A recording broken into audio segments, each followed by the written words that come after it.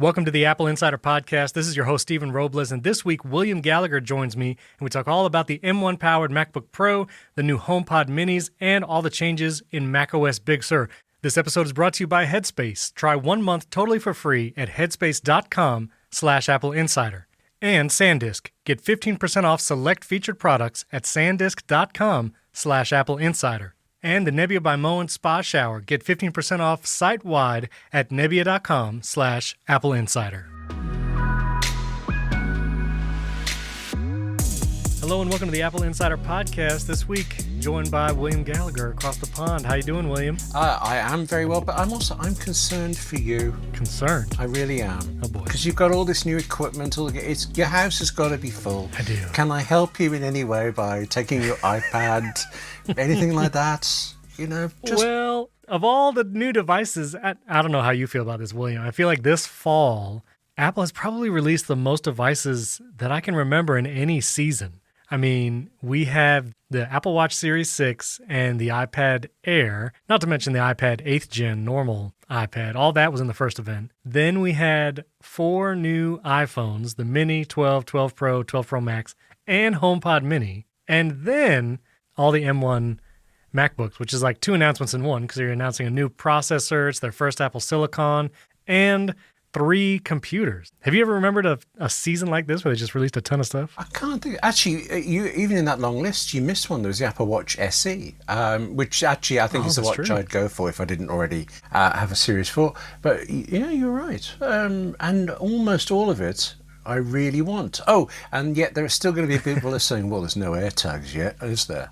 You know, of all the events, because I asked you before, I think every event, if you thought they were going to announce anything else, and I think you called it on this last one. You said they're going to do the Apple Silicon Max and nothing else, and they did exactly that. You were right, William. Finally, I get it right. It's a roll of the dice, really, isn't it? I mean, it's professionalism, studied thought. Right. Okay. All right, well, we have to jump into it because there's a ton of news this week and reviews and devices. So let's kick it off with kind of what everybody's talking about this week, which is the new M1-powered MacBooks. There's the MacBook Air, the 13-inch MacBook Pro, and the new Mac Mini. Now, none of them have tempted you yet, as you said. You don't have any of these in hand yet? No, I said to you before that I was in the market for a MacBook Pro, and I'd spent a lot of time figuring the odds. So when Apple announced these, I thought, well, I'll just check the price, compare it to all the specs that I've been going through, and then they just blew every spec away. So I felt like I was back to the start for it.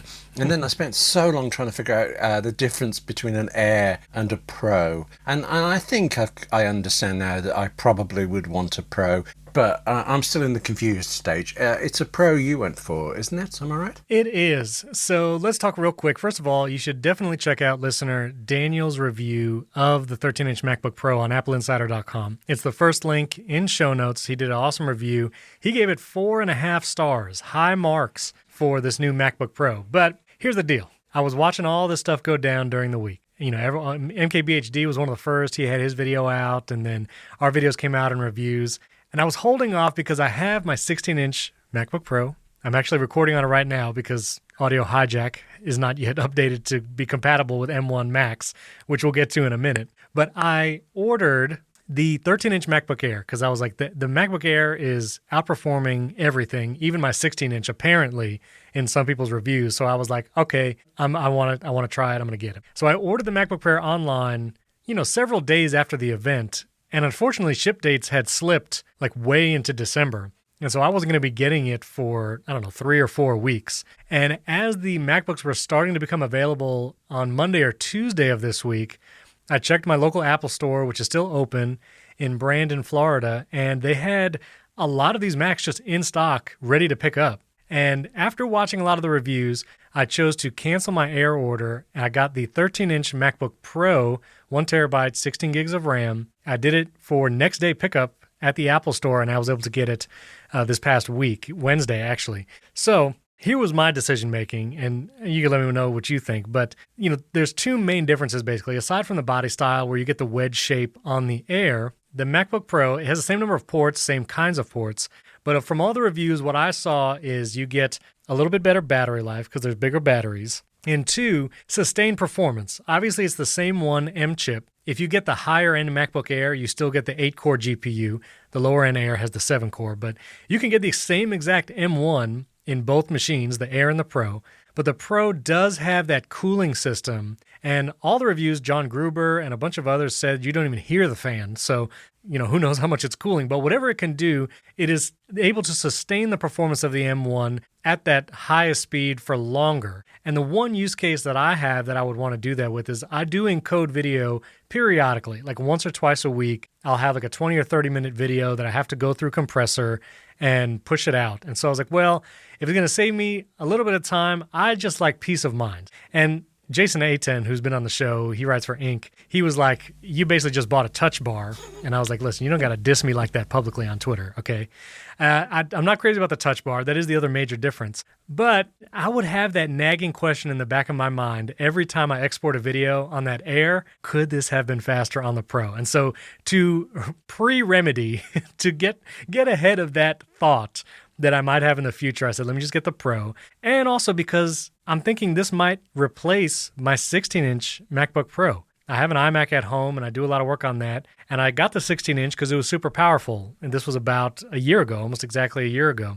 And it's maxed out. It's got the i9. But pretty much everything is better about the 13-inch as far as speed. Battery life is ridiculous. And if it can encode video even similar to the 16-inch, I really have no reason to keep the 16-inch. And I just love the new M1 13-inch Pro. So I don't know. That was my thought process. Did I make the right decision, William? Did I have at least good reasons to do what I did? It all worked. I mean, my mind's gone off in 5 different ways. One that might be useful is the touch bar. Have you tried Better Touch Tool? Do you even know that app? You had mentioned that in the past, and I should try it. Basically what I do, I did this on my 16-inch, and now I just did it on the 13. I have it as basically an extended control strip all the time. So it never changes regardless what app I have open. I have brightness, backlight keyboard brightness, AirPlay, Do Not Disturb, sound controls, and a couple other things, and it just stays the same all the time. Because I don't know if I like it switching when I switch apps, and I'm not sure what's going to be in that touch bar at any given moment, depending on what app is in the foreground. So I just keep it just as a control strip. But you like Better Touch Tool? Yes, as an app on the Mac, I like and I use it a lot. I've actually never had more than a few minutes use on a Mac with a touch bar. I've never owned one, never put one to serious use. So I don't know how it translates it, but I hear that it does all sorts of things that make the touch bar much more appealing to people who've previously disliked it. Okay, but let me go another way then. I was really with you about the video editing, and it suddenly occurred to me that the 13-inch screen is considerably smaller than the 16-inch model bit. So if these hours of videos that you work on, do you not find it harder to do the actual editing part, even if the rendering bit is quicker afterwards? I might, but overall, I used to be a 13-inch guy all the time. I had the Air when it first was remodeled with the Touch ID. I had a 13-inch MacBook Pro a number of years ago.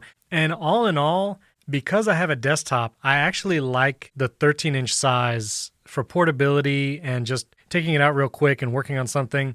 A lot of what I do, I work on some websites and do web development. And so for that stuff, the bigger screen is nice, but it's not a game changer. And I don't know, the portability. I like the small iPad. I think I like the small MacBook Pro. And so the smaller screen size and form factor, it's just nice. And after using the 13-inch for a couple days, when I pulled out my 16-inch to record this podcast, it did feel like a surfboard. Yes. It's pretty large. I'm with you on the device size. The 16 just feels too big, but the screen has me havering back and forth. Okay, last thing of where my mind went as you were describing all of this. I get very easily that it being so much faster at video work is brilliant when you do video work. But although I do, I suppose most of the time I'm a writer. Will I even notice a difference in the new machines just opening pages or Omni Outliner or something? Honestly, I think you would. There's a link in show notes. You can see all the numbers. But in single core performance, which is what those tasks would be, this MacBook Pro and the MacBook Air scores higher than I think any other Mac that you can get, aside from maybe an iMac 27-inch. So even just opening like messages or pages, even like system preferences feels instantaneous. Like on my 16-inch, if I open system preferences, it's a second. And again, like this is first world problem. Like you have to wait a second for system preferences. My goodness. But I know it's a fate worse than death. But after like I'm doing them side by side. I have them right here, one right after another. And system preferences on the M1 feels instantaneous, as well as a lot of other apps like opening messages, opening Safari. The wake from sleep is something that Craig Federighi, that was the joke that launched 1,000 memes from the event. Yes. Him, opening it up and the music playing. But honestly, Touch ID feels a lot faster on the M1 as well. I don't know if it's because it has that neural engine in it and the Intel Macs don't, but all those little things add up to be really fast. Now, one thing that I actually heard this from Marco Arment on ATP, if you go to the display setting and you actually go to change the display resolution, it's actually instantaneous. It doesn't fade to black. It doesn't look weird for a second and snap back.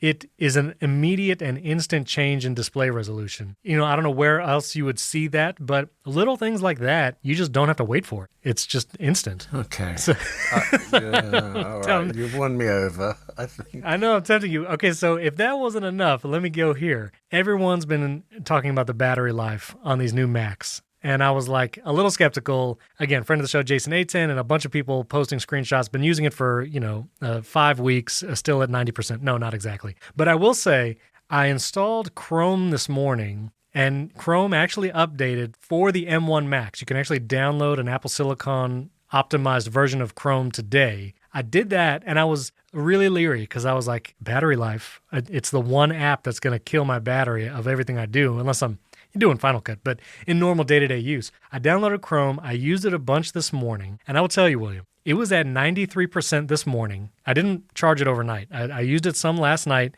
for a couple hours, and it went down to 93%.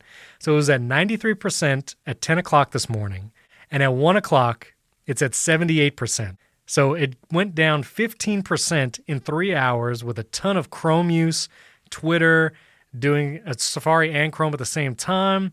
I was doing some, I forgot what else I was doing, but I was doing several tasks. So even with Chrome and Safari, a bunch of tabs, it only went down 15% in 3 hours, William.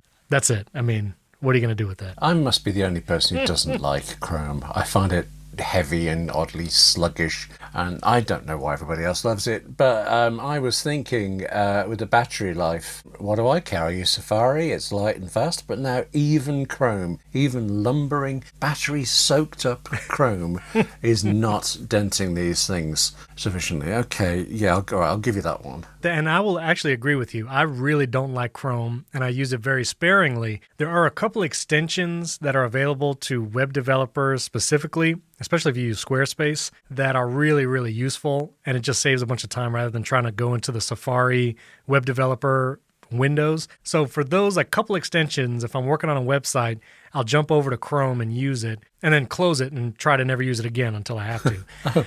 But even when I have to, it's still, this battery life is just incredible. Okay. Anyway. But when is the M2? When is the 13-inch with a 14-inch screen? Right. When is, Yes. When will my bank account recover from the iPhone 12 Pro?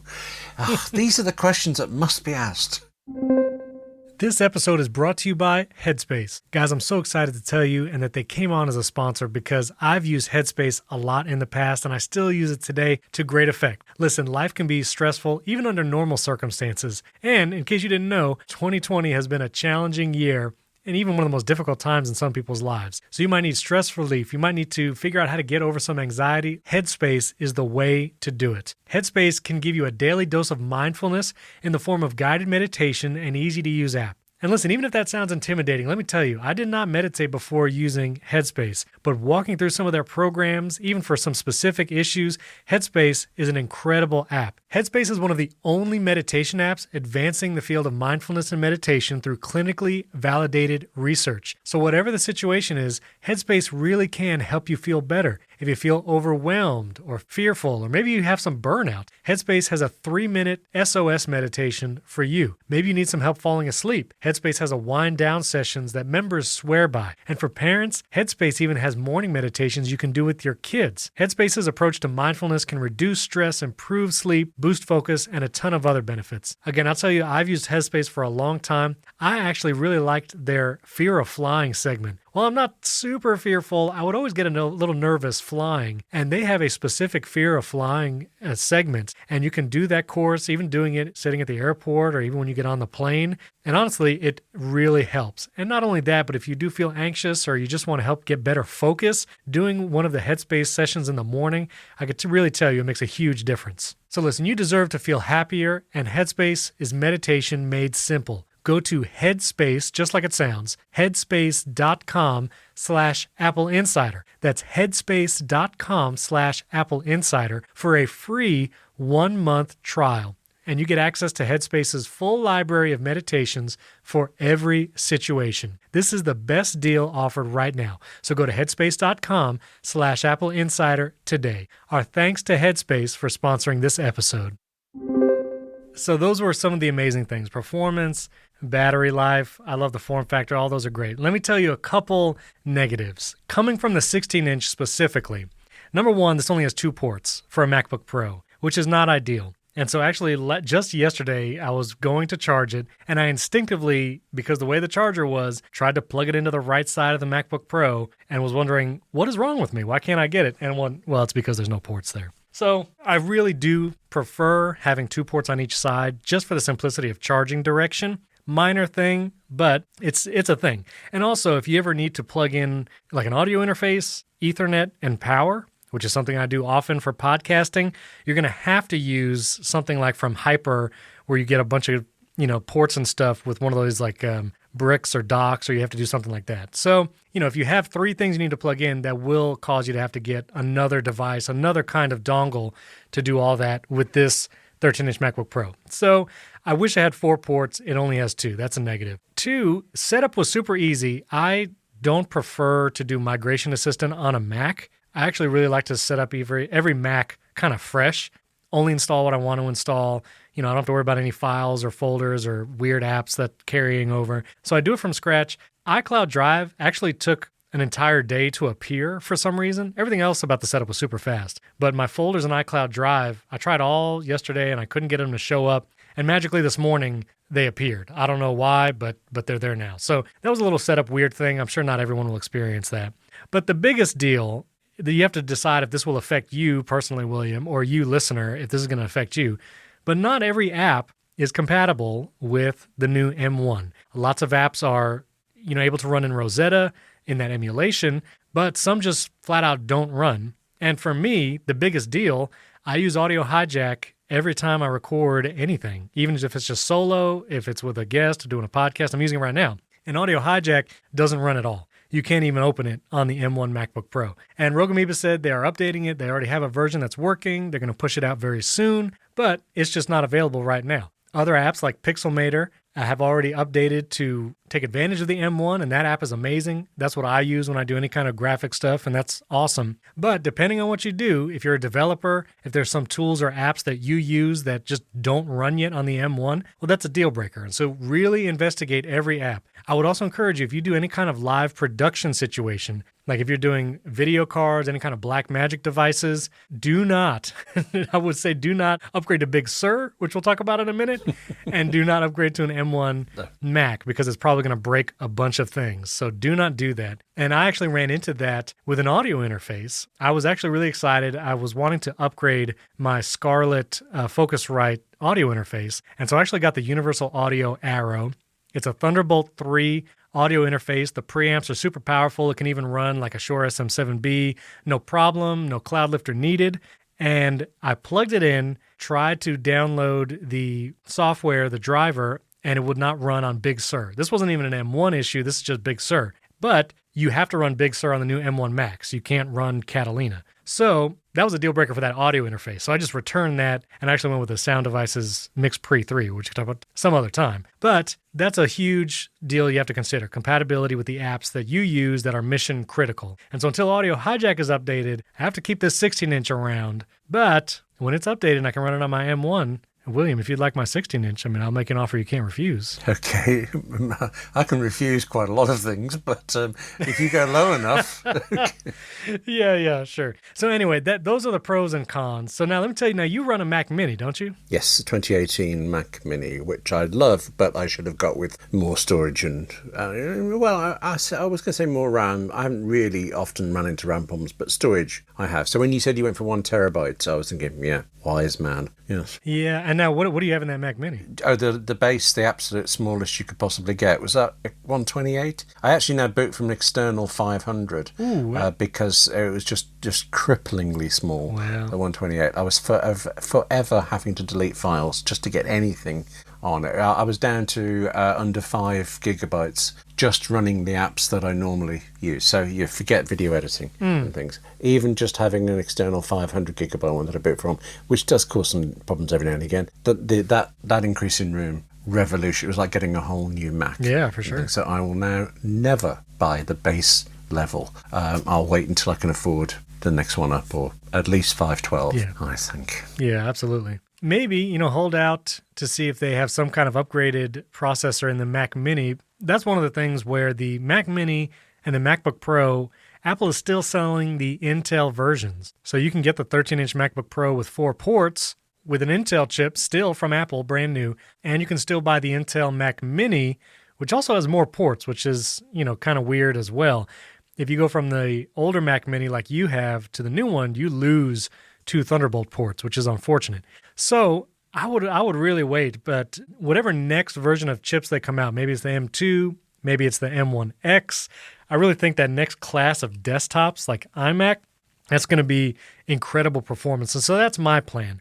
My 16-inch MacBook Pro was kind of my workhorse, and I really want my desktop to be the speedy one and my laptop to be the on-the-go portable thing. So I love this M1 13-inch MacBook Pro. I'm definitely going to keep it. I think I'm going to sell my 16-inch, and then whenever they update those iMacs to whatever M2X, whatever chip those, I imagine those are going to be incredible, and hopefully that can be my desktop. That'll be the powerhouse. Everything will be compatible by then, and then 13-inch for portability. But, if you were considering, listener, a MacBook Air for whatever reason, maybe you do have a student that's going to be going into college soon or doing some online learning and you needed to upgrade your laptop, the M1 chip, even if you get the MacBook Air, which is probably what most people should get, especially if you're just doing Zoom calls, schoolwork, things like that, that MacBook Air is incredibly powerful for that form factor. No fan, it's always going to be cool. It's just an incredible machine. I love this MacBook Pro that has an M1, and I'm sure the Air is just as incredible. So it is a great option if you were considering something like a MacBook Air level laptop in the near future. That's my recommendation. I do wonder, actually. I was saying to you the confusion I have between the Air and the Pro. Is this actually likely to be the end of the iMac Pro? Surely an M1 chip which doesn't need greater cooling than the iMac Pro used to have this better cooling system and it could run more cores and run faster. That feels like it's going to be less of an issue. Is the iMac finally going to be the machine just below the iMac, just below the Mac Pro? Will we lose that gorgeous iMac Pro forever? So, considering they haven't really significantly updated it since its launch in 2017, True. I think that's telling. And the fact that they upgraded the 27-inch earlier this year and did nothing with the iMac Pro, I do think that is telling. I feel like they could really clean up the line by doing a 21-inch iMac and a 27-inch iMac, putting a super powerful Apple Silicon chip in there, and then from the iMac, it would basically just be the Mac Pro after that. I think it would clean it up. I know a lot of people love the iMac Pro, but I don't know, if you have a super powerful 27-inch iMac with an Apple Silicon chip, why do you need two different ones, Actually, this is making me think. The confusion I had with the Air and the Pro is that all 3 machines have the same chip. But that's the same with the iPhone 12 range as well, isn't it? It's like Apple's no longer differentiating by processor, except that you can get some broken M1s for slightly cheaper in the 7-core thing. Yes.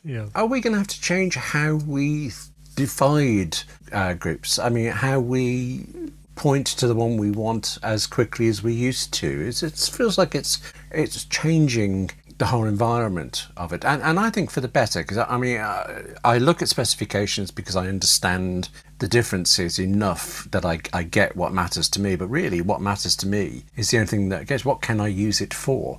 And that seems to be what Apple tends to prefer talking about, the experience rather than the gigahertz speeds or something. Right. They're moving my way. I think I like this. Yeah, absolutely. And like you just said, no gigahertz was ever mentioned in the event for the Apple Silicon. And there is only one processor option for these three computers, the new Mac Mini, MacBook Pro, MacBook Air. I think in regards to configuration in the future, I think the larger 16-inch might have some kind of configuration options when it comes to CPU or GPU, and then maybe the Mac Pro. But I feel like those will be the only two devices that'll have a processor configuration option. For the MacBook Pro, you used to be able to choose, even on the low end, you can go from the i5 to the i7 if you wanted to update or, upgrade that Intel chip. But now the MacBook Pro, the only option you have is storage and RAM. That's it. And I feel like that's going to be the option on a lot of things. When the iMac 27-inch comes out, I imagine it'll be one processor. You can choose RAM and storage, and that'll be it. And Apple always likes to simplify those choices. We've never had that kind of choice on iPhone. You get storage and model, that's really it. Even on iPad, you get storage and cellular, and that's it. Now, that could be one thing that they do add in future Apple Silicon Macs is a cellular option. I mean, a MacBook Air with a cellular connectivity. Oh. Would that be, in the day comes that we'll actually be able to get out of the house again. Would that be tempting for you? Yes, it would. That'd be great. Yeah, see? But my mind's just on, as soon as you said i9, I'd already forgotten, trying to work out an 8th generation i7 beating a 6th generation i9 at this clock speed versus, forget all of that. Right. Just tell me the RAM and the speed. That's fine. Yeah, and the people that really want to get in on that, they'll be going for the Mac Pro anyway. True. They're the ones that want 96 gigs of RAM and, really choose their processor, core count, all that kind of stuff. So I'm excited for the future of the Mac. I think this is an incredible first step. In one of the comments, there were Apple executives did an interview. They actually admitted they feel like they overshot on these first M1 MacBooks in performance, and they just totally exceeded what they were even aiming for, which is awesome. It's incredible. And, some of the consternation is Apple going to put amazing performance in these new Macs and everyone's going to test them, and then it's going to appear like their other Macs that are still for sale aren't good anymore. And it's clear that Apple doesn't care about that. People are benchmarking the iMac Pro and Mac Pro against this M1 MacBook Air. And the MacBook Air is totally smoking them in a lot of different ways. And it's like, they're both Apple computers. So Apple's like, listen, these are amazing. Just wait till you see what we do with desktop computers and the Pro line, and it's going to blow you away. And that's really exciting to me. You don't think, there's this rumor that Apple has a surprise for us at Christmas. You don't think it's going to be, the transition's over, every Mac available with M2, 3, 4. No, I do not have all the surprises. No. I think AirPod Studio or Apple TV. That's it. Okay. If there's a surprise. Right. This episode is brought to you by SanDisk. We all know how easy it is to run out of space on your phone. Even if it's not you, you probably have friends or family members who didn't get a big storage iPhone and now are struggling to deal with all the photos they're taking. And photos and videos can really pile up, especially if you're taking those 4K videos like on the new iPhones. And if you're waiting for those memories to upload to the cloud, it could take a really long time. And if you're not on Wi-Fi, you might not even be able to do it. That's why I'm excited to share a new simple solution from SanDisk. You guys know SanDisk, all about their thumb drives, their SD cards. I've used SanDisk stuff for years. And now they have an incredible storage option for your phone. I've been using the iExpand flash drive from SanDisk. It's a 2-in-1 drive. It's super cool. It's got a lightning port on one side and a USB-A port on the other. And you can use this with your iPhone or your iPad and then plug it right into your Mac or PC. And if you download the iExpand app, you can actually auto backup all of your photos right to the drive. And it comes in really large sizes, so you can fit all your photos and videos from your phone to the iExpand flash drive.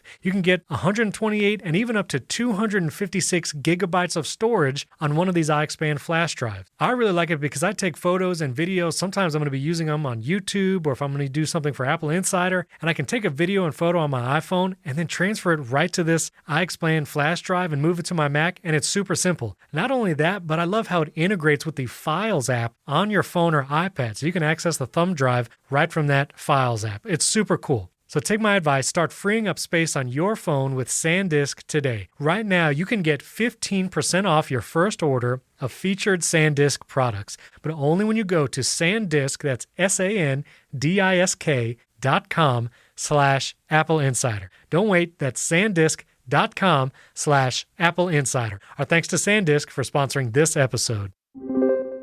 All right, well, the other device that came in people's homes this week was the HomePod Mini. This was announced with the iPhone 12s, talking about the smaller version of the HomePod Mini.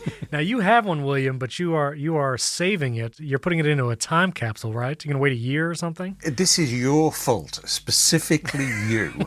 Talking to you about how popular they were going to be and the delivery dates and things. You saying, yeah, you want to get one of these for Christmas? You need to get in there. And you're absolutely right. Delivery dates slipped insanely in some places. Yeah. In the US, I think it took a long time for them to slate, but here in Europe, I think Germany, for example, it was suddenly you'd have to wait 8 weeks to get the space grey one. So yeah, I listened to you and I bought one, but it is specifically a Christmas present for my wife, Angela, who I'm going to have to distract while this episode plays out. But yes, it is right in front of me. The box is amazingly small. I long to get in. Actually, you've got one. You can tell me that. It's such a small box. Is there a mains plug in there as well? Or have they done the iPhone trick and left me out?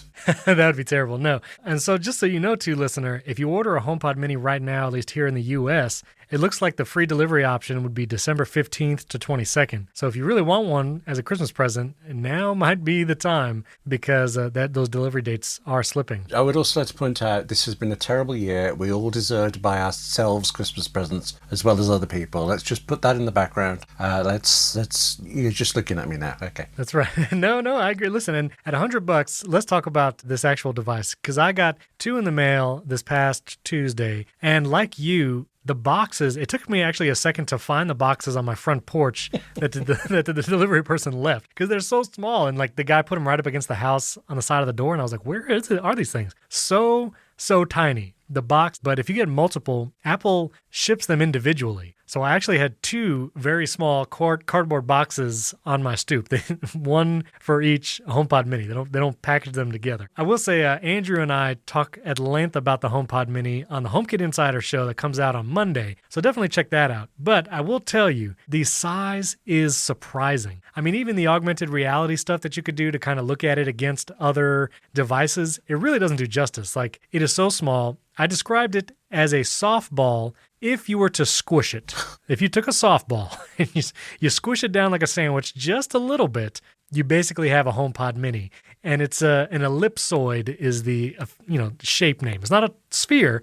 It's an ellipsoid because it's, squished down a little bit. But incredibly small, very cute. And it does come with the power adapter, so William. You don't have to fear about that. Oh, good. Thank you. Yes. And it is kind of weird, though, because, with the big HomePod, there's no brick on the outside. You just have the plug. It's very nice and discreet. You just plug it in. The HomePod Mini, probably because it's so small, it can't have that power adapter inside.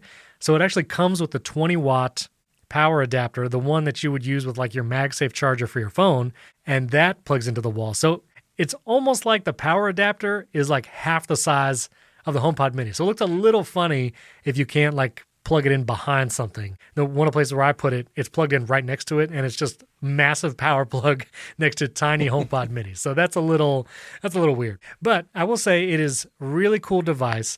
The sound, if you have a large HomePod, which you have a large one, right? Right there on your desk? Yes, from right next to me. I love it to pieces. You're saying the HomePod Mini is better, yeah? Because physics, Oh. because science. Just the pure size of it, it can't put out the same sound as the big HomePod. So if you're comparing it to the large HomePod, you might be a little disappointed because it just does not have the breadth of sound and the bass. It just doesn't because it's a much smaller device. But I will say, I replaced these with 2 Alexas. I had an Alexa Dot and one of the small tower ones, and I replaced those with these HomePod Minis, and I do prefer the HomePod Mini sound over those devices. So if you're trying to replace those smaller Echoes or Dots, I do think the HomePod Mini sounds great with that. And I will say when you pair 2 together, I paired the 2 HomePod Minis in a stereo pair in one room, and I actually found the sound was dramatically better with two. Now, one thing is the big HomePod has spatial awareness. It knows if it's like against a wall. It knows if you move it and it will recalibrate. The HomePod minis don't have that ability. So when you put it right up against a wall, it doesn't shape the sound as well as a HomePod, the large one, would. So that's one of the big differences. And again, just because of the size of it, they just don't have that technology in it. So I would be careful where you put it. Try not to put it right up against a wall. Give it a little bit of space. But it is a very nice sound. If you have any of those other smart speakers besides a HomePod or a Sonos, I think you'll like the HomePod mini sound. It's pleasant. That's really interesting about the room thing. I'd missed that they didn't have that, so it's very useful. Thank you. I'll tell Angela when she gets it out of the box. Yeah, right. And that's one of the reasons why you can't use the minis in a home theater configuration. Apple just launched the larger HomePods will do virtual Dolby Atmos surround sound, and these HomePod minis will not. So again, that's one of the reasons why. But one of the advantages the HomePod mini has, and this is pure magic, I have to say, it has the U1 wideband chip, and it can do handoff between your phone and the HomePod mini almost instantaneous, and it is just magical. If you're playing music on your phone, or even a podcast. I was doing a Pocket Casts podcast. Playing on my phone, I walked into the room, held the top of my phone to the side of the HomePod mini, and it just transfers to the HomePod minis and starts playing on the stereo pair almost instantly. That's because of that U1 chip. The devices have that spatial awareness, and that handoff works even more seamless than it does on the larger HomePod. And if you're trying to do it, don't hold, it's the top of your phone, because that's where NFC U1 area thing is. So top-ish half of the phone and the side of the HomePod mini, and it just transfers like that. And if something's playing on the HomePod mini and you want to transfer to your phone to take with you, you do the same thing. Hold the top of your phone near the HomePod mini, and it will transfer to your phone, and you can just walk out of the room and do something else with it. So that little handoff feature is extremely cool. And almost for that reason alone, I really love the HomePod mini. Way better than if you had an Echo or something. You can AirPlay to them. It does this handoff feature. And you can do Siri commands, whether it's HomeKit or shortcut stuff. The microphones on the mini are also very good. If you have a big HomePod, you'll know it'll hear you from miles away. And these HomePod minis are similar. They really have good mics, and you don't have to speak loud, and you say, "Hey, dingus," and it does its thing. So really cool. I do recommend them as a Christmas gift. You can't go wrong. Good on you, William. I am starting to wonder whether Angela would like chocolates instead. I'll leave that to you. Does she listen to a lot of music, or does she listen to Apple Insider podcast exclusively? She's slightly more music than podcasts, actually. So, yes, okay. I gotcha. Well, check out the links about the HomePod mini in show notes, and don't forget to check out the HomeKit Insider episode that comes out Monday. You can hear Andrew and I talk all about the HomeKit implications and things like that. But now what I want to talk to you about, William, and I know you can speak extensively to this. A week ago, macOS Big Sur became available publicly to the masses, and me, I don't know what you would call it, but I upgrade immediately. I don't wait. I don't wait for the bug fix update. I put the public release on every one of my devices without abandon immediately, for better or worse. And I did find there was some serious issues when they actually released Big Sur. It wouldn't install for a lot of people for hours and hours. It took a long time. But you were running the developer betas, or were you not? Developer betas, yeah. And in fact, I've decided to just leave it on that for a bit while things settle down, because at the moment, weirdly, I'm having some new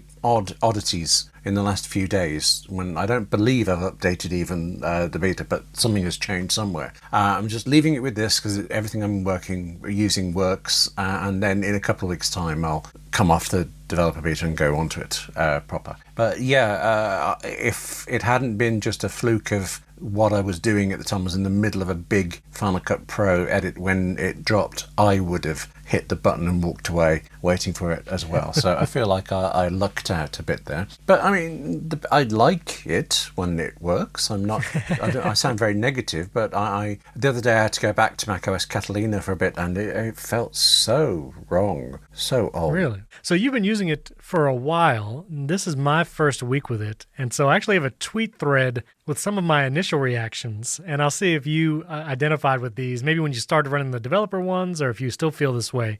Your first impression, at least for me, was holy rounded corners, Batman. It's rounded everything. Every corner, like there's not a square edge on the OS except for the far corners of the screen. Like everything is rounded, which is nice, but I also feel like some apps, like they didn't intend to be rounded, and like Big Sur is forcing them to be rounded, and it is not looking that great. So I feel like visually, there's some things I love. I love Control Center. I love that you can drag things in and out of Control Center into the menu bar, but I also like how it's all nice and neat in that Control Center segment. So I love that. Yeah. But some of the design elements, all the rounded corners, jury's still out for me. Have you gotten used to that? Well, things, because I was using the beta, things were changing quite a lot over it. And there were things I found to do with dialog boxes with the rounded edges and the buttons in them. I hated those at first because it was quite hard sometimes to see which was the button, the default button that would react when you hit the return key. And especially in the Finder windows that were slightly rounded, it was very difficult to see which tab you were actually in.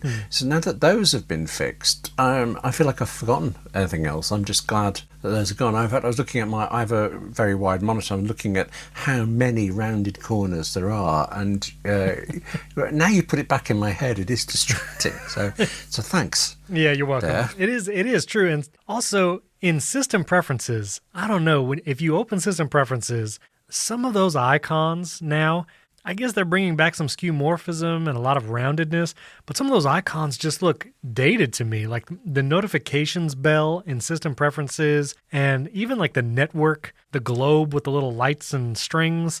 I don't know, it feels like Netscape or something. Like it doesn't seem new and fresh. At least some of those icons. And again, you don't see those all the time.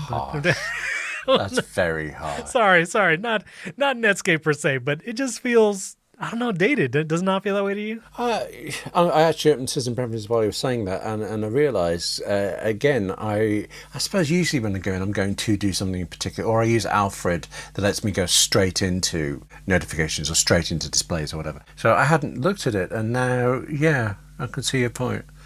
My problem with icons was the dock felt like it was candy. I mean, I'm Yeah. British. I'm in Britain. You would call things sweets here, but there's very specifically something American candy-like about a lot of Apple's dock icons, and I noticed that, and that's taken me a while to get used to. But then when I went back to Catalina, all the dock icons seemed wrong and very big somehow. So it's one of the things I think you get used to. Yeah. And if I don't listen to people like you, really. Thank you. That's the answer. Yeah. Thank you. Yeah, it's all just more bubbly. I feel like those dock icons, especially like the Finder, Bubbly. Safari. Perfect word. Yeah. Yes, thank you. Yeah. The messages especially. The messages looks like it's a bubble gum in process of being blown up. It's very, very bubbly. But it's fine. You know, I have my dock auto hide, so it's not something I see all the time. But I like having my dock out. All right, well, what about menu bar apps? This is something that's still wrong for me. Have you noticed anything about your menu bar apps? well, okay, but real quick, is your dock on the left, bottom, or right? Bottom. Even though I've got a wide but quite low height monitor, I like it in the bottom. I tradition. Yeah. Well, if it was on the side, you would have to scroll for probably half a day just to get to the dock. True. So yeah, it's probably better to have it on the bottom. But yeah, the menu icons, you'll have to tell me exactly what it is. I know Text Expander, which I use, the icon is dark. Yeah. And because the menu bar is transparent, I don't know, just like a blank space in the menu bar. So some of that stuff is a little weird. Is that what you mean? Yeah, it's like a toothless grin sometimes. It's much better than it was. Yes. I love the fact that Apple changes the menu bar to kind of blend in with your work. It's Apple saying your work is the important thing. That's what should pop, not our controls and things. And that is great. But until every developer has gone through everything, depending on what your wallpaper is, the menu bar will change a certain color, and different apps in the menu bar will be, well, now they're not invisible. Originally they were. Right. There would be absolute gaps, and you're thinking, I put them there because I use them and I don't know what that is. You have to click in the holes to see what responds where.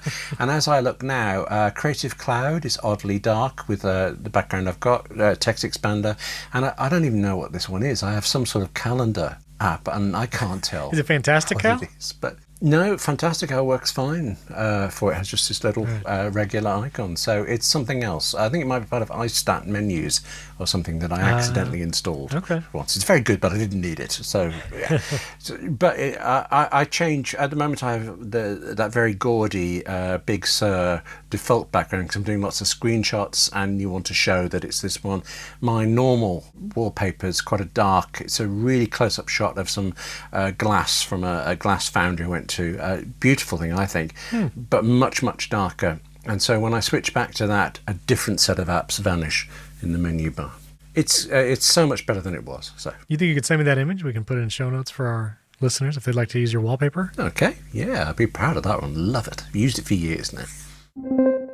This episode is brought to you by the Nebia by Moen Spa Shower. Not only does this shower look and feel great, but it saves tons of water and will save you money over the course of a year. The Nebia story originates in Mexico City, where water shortages are a problem. So the company came to Silicon Valley to raise money. In Silicon Valley, Tim Cook was actually one of Nebia's first investors, and one of the guys on the original iPhone team is on the Nebia team that developed this shower. It was developed by Tesla, Apple, and NASA engineers to create a superior shower experience while saving water. Currently, Nebia has saved over 175 million gallons of water. Just incredible. Now, let me tell you, I got this shower, and I'm not a super do-it-yourself guy, so installing a new shower was a little intimidating at first. But let me tell you, the instructions and all the parts they give you in the box make replacing your current shower head super simple. I was able to do it in honestly less than 15 minutes. And once it was installed, let me tell you, the shower experience by the Nebia by Moen Spa Shower is awesome. The water is atomized and it just envelops you with water. It feels great. And I learned a new term from the Nebia people. The thermal comfort of the shower, meaning how hot it gets, is great. It feels great. It really does feel like a spa. And if you get the wand, which I highly recommend, it can actually connect to this little magnetic dome on the side of the shower, and then you can use it as a wand in addition to the head. It is just an awesome shower experience, and you know you're saving water. And that means it can also save you money. They actually have a calculator on their website where you can put in your location, and it will tell you how much money you will save in a year by using the Nebia by Moen Spa Shower. And it also looked great. I got the fingerprint-resistant nickel finish. It looks awesome against my tile, and they have a bunch of colors to make sure it will look great in your bathroom. And not only that, but they also have these accessories. I got one of the shower shelves in the same nickel finish, and it works great to hang whatever loofahs or soaps you can put on top of it. It just all looks great, and I love using the Nebia by Moen Spa Shower. Even my kids love it. And so listen, if you have a kid that doesn't like taking a shower, this actually might get them in there, and it's just a lot of fun. And it's an adjustable height shower too, so they can lower it and then you can raise it. It's just super convenient. So here's the deal. You can actually get 15% off site-wide because you're an Apple Insider listener. Nebia doesn't usually do sales like this, so this is a great opportunity. Go to Nebia.com/AppleInsider. Take a look at everything they have to offer, and then use the coupon code AppleInsider when checking out, and you'll get 15% off anything on their online store. That's Nebia, Nebia.com/AppleInsider, and then use the coupon code AppleInsider at checkout. Our thanks to Nebia for sponsoring this episode.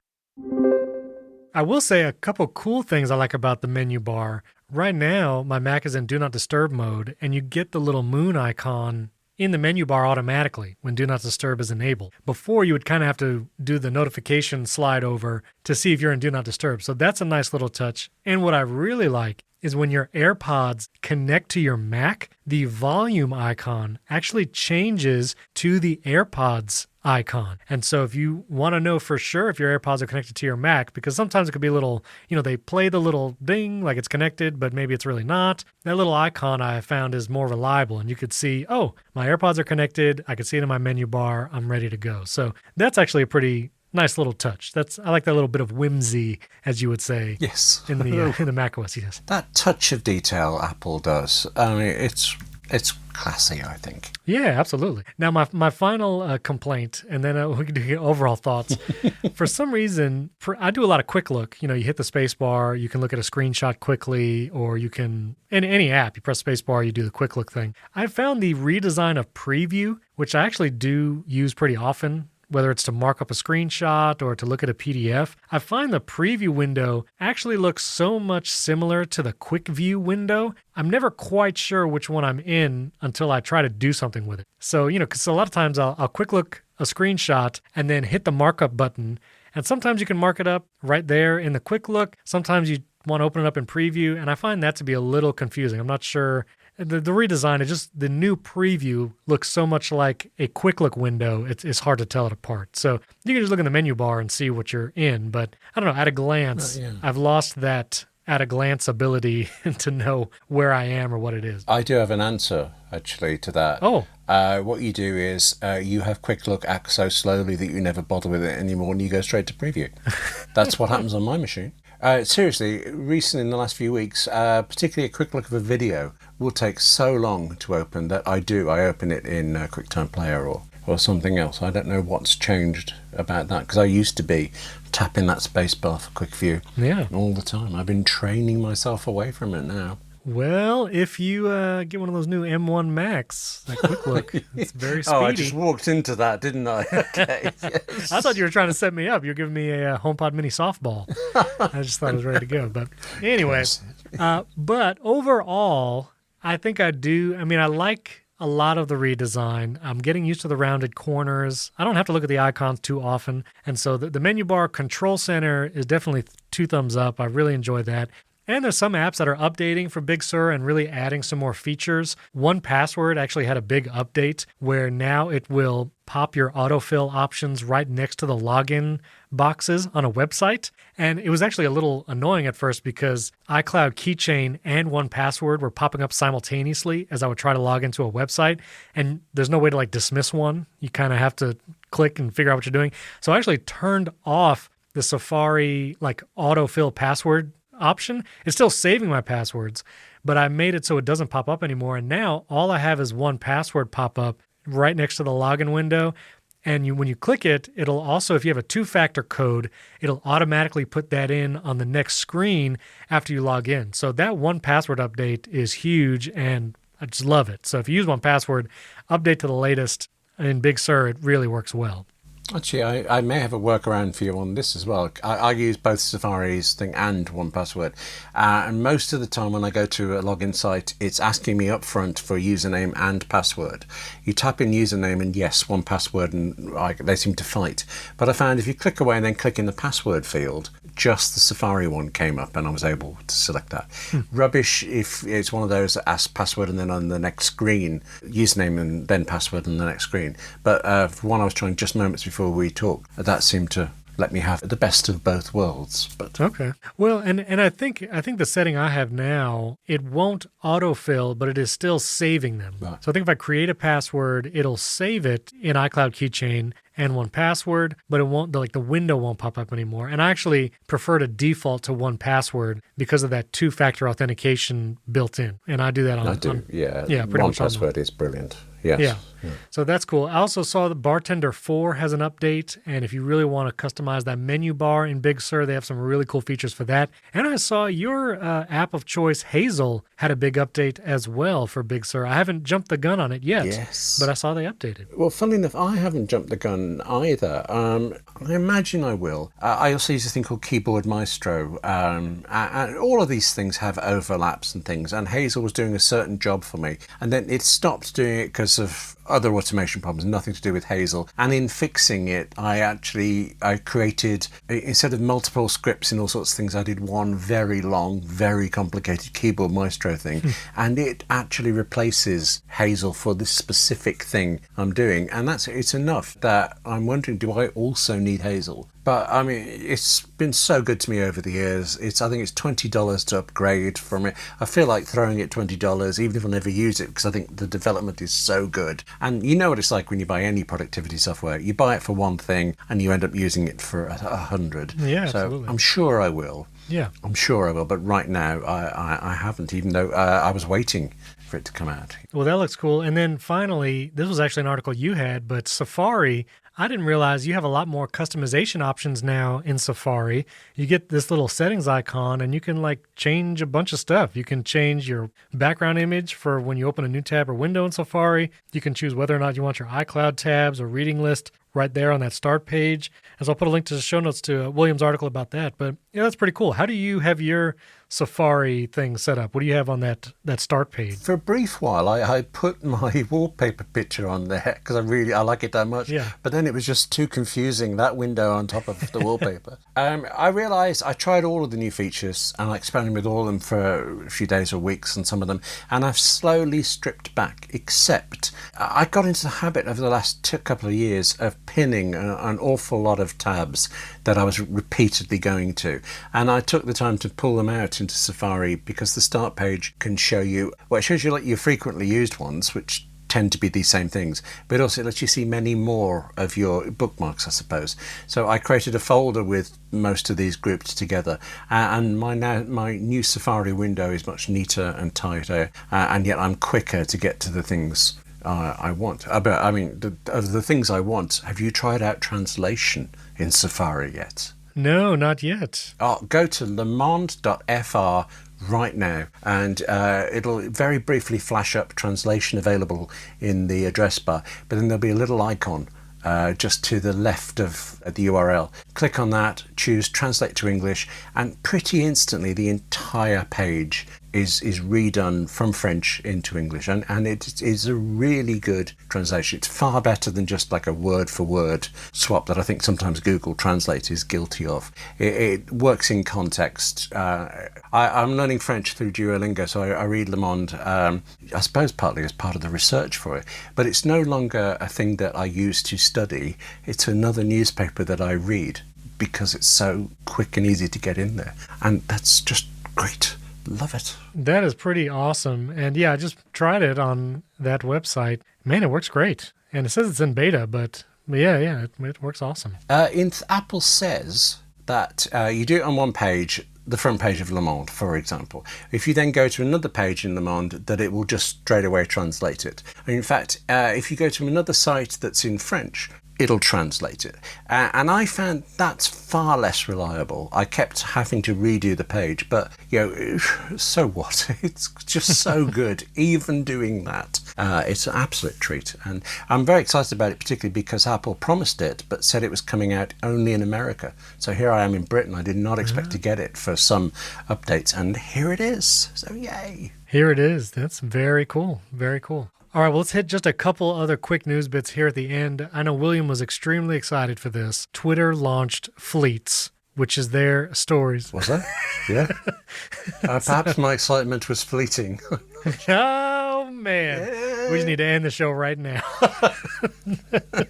That right there. Yeah, Twitter added stories, and I think stories is soon coming to the calculator app on your Mac. It's just going to be everywhere. So I don't even know how I feel about it, but if you missed it, yeah, Twitter has stories now. I said something, but it vanished again so quickly that you didn't hear it. I think that's probably what's going on. I'm just digging a hole for myself here. That's all right. The last news, which is not the smallest piece of news, but this was actually in this huge week of reviews and devices that Apple has launched. It's amazing that this actually is what gets buried in the news, but Apple actually changed the commission for certain developers in the App Store. This is a huge deal. I mean, this is something that kind of been in talks over the summer with all the antitrust and the Epic stuff. And so Apple announced its small business program, which basically means if you're a developer who makes iOS, Mac apps, either one, and if you make or bring in less than $1 million a year, your commission rate is only 15% instead of 30% if you make less than $1 million a year. And so for smaller developers, I mean, this is a huge deal. No one really expected that they were going to lower this anytime soon. Maybe it was because of antitrust, but if you make less than $1 million, now it's only a 15% commission, and those who make over $1 million a year continue to pay that 30%, which is probably ironic because it affects the guys like Epic and the game people Yes. and Fortnite. And so I almost wonder if it's kind of like I don't even know the right phrase, but it helps out all the smaller developers, and the big guys that were complaining, nothing changes for them because surely they gross more than $1 million a year. So this it's a big deal.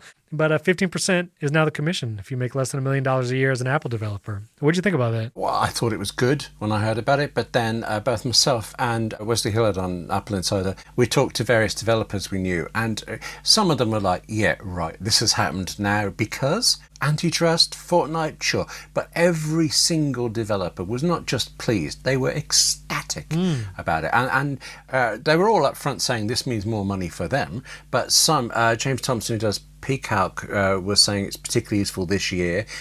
He's seen app sales go down because of the pandemic and things, and it will help with that. He was saying, no, the first thing he said to me, I think, was that it will grow the industry. Everybody said this. It will attract more developers, and that's got to be a great thing. So whether Apple did it from the goodness of their heart or to sidestep some legal challenge, the end result is really good for all of us, so except Epic. So that's great. I'm fine with that.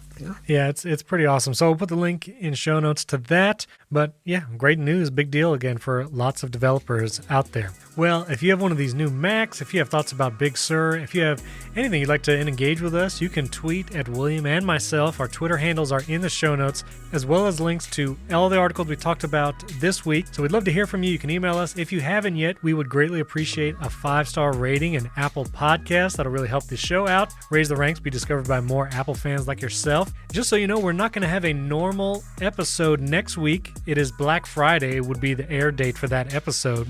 And so being Thanksgiving and, with all Black Friday. Now, wait a minute. Do you guys have Thanksgiving in the UK? I just realized that. No, we've kind of grown Black Friday. We don't have Thanksgiving, but what we do have is my birthday on the 27th. So it works out fine. All right. Well, I'm hoping someone's going to send me a 16-inch MacBook Pro and an iPad. I'm hoping. I don't know if it'll get there in time. But anyway, so no normal episode next Friday, but actually we'll have a special interview with an iOS developer, and I'm going to get his thoughts on the new 15% commission rate from the App Store. So be on the lookout. Next week sometime that episode will pop in your feed, and then we will return to our regularly scheduled broadcasting in December. So thanks for tuning in. Thanks for joining us. Don't forget to tweet at us. We'd love to hear from you, and we'll catch you next time.